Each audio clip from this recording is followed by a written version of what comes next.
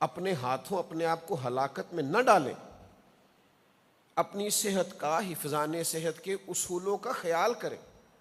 مجھے بڑے اچھی طرح یاد ہے، ایک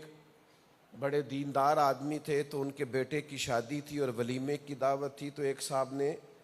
عذرائے محبت ہی ایک بزرگ کی پلیٹ گوشت سے بھر دی، تو وہ اتنا نہیں کھا پا رہے تھے، تو انہوں نے کچھ اس حصہ اس میں سے کھا لیا۔ تو اب وہ چونکہ جس نے بھری تھی اس نے بھری ہی صرف اس لیے تھی کہ وہ لطف لینا چاہتا تھا، ہنسنا چاہتا تھا، ظرافت کے طور پہ پلیٹ بھری تھی، تو وہ بار بار انہیں کہہ رہا ہے پلیٹ صاف کریں، برتن صاف کرنا سنت ہے،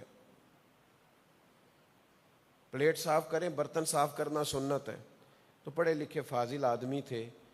انہوں نے وہ جتنا کھا سکتے تھے کھایا، باقی رکھ دیا، اور اسے کہنے لگے پلیٹ صاف کرنا سنت ہے اور جان بچانا فرض ہے، لہذا میں نے فرض پہ عمل کرنا ہے۔